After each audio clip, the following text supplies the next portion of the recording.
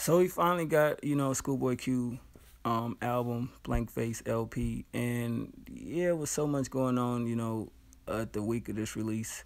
I kind of wasn't really into it, but when I finally did sit with it, overall, you know what I mean, it talked about a lot of things, you know what I mean, from racial injustice, it had some nice funky production, good beats, you know, I kind of got it like, okay, it's his take from when he was coming up, in the streets as far as the gang mentality and kind of trying to, steer away from that and letting people know that, okay, that ain't cool. That whole wave of gang banging is not what's in. It's more about taking care of your family and basically giving you his experiences up until the point to where he became, artist. That's just what I got from it. I could be wrong. But it starts off with Torch. He basically storytelling over some groovy production. I definitely enjoyed the rawness of the record. Basically his days in the hood, what he's talking about in the lyrics. I like those vocals in the background. Very great way to open up the project. Then it gets into track 2, which I love that soulful sample, Lord Have Mercy. To me, it kind of seemed like what motivated and inspired him to be a rapper. You know what I mean?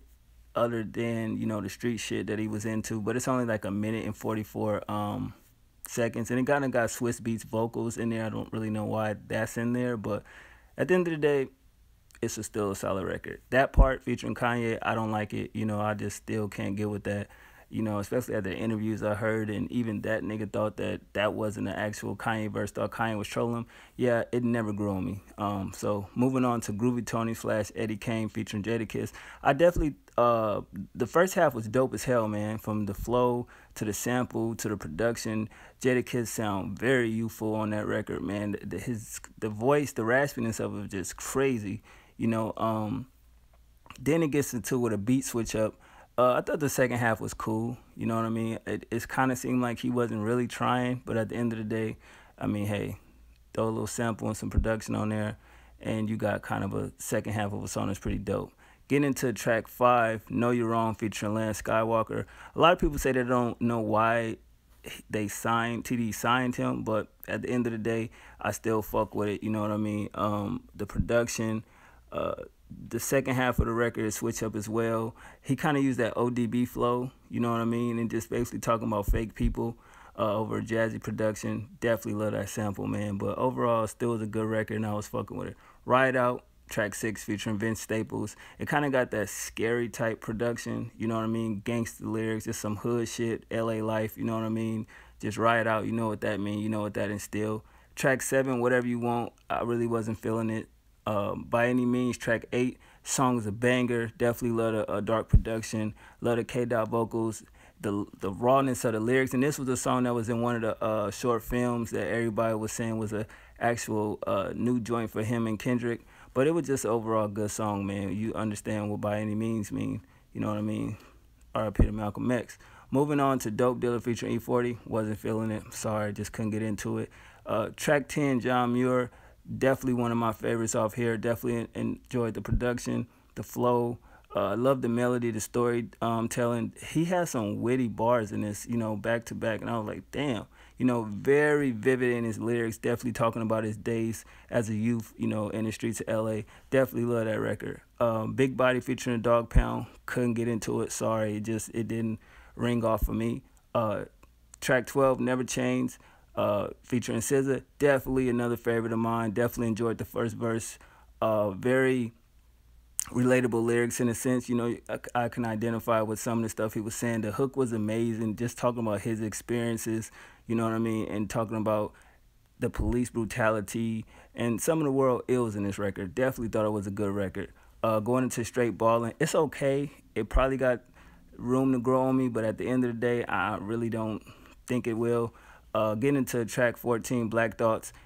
Yet again, his experiences, he has some great bars in there. Nice excerpts throughout the record. Love that sample. The lyrics are so realistic. It's just like you can picture yourself in his shoes at the moment with the things that he's saying, during this time period. And it's just it jumps right at you, when you actually listen to it. Great record. Blank Face feature Anderson .Paak. I thought it was okay, you know what I mean? And I was expecting something that I didn't really get, but overall it was okay. Getting into track 16, Overtime, featuring Miguel and Justin Sky. I wasn't feeling it. Sorry, I really just couldn't get into it. Track 17, the last track, Tookie Knows 2, featuring Traffic and TF. His days in the hood, basically, street life, very dark. This was another record that was in one of the short films.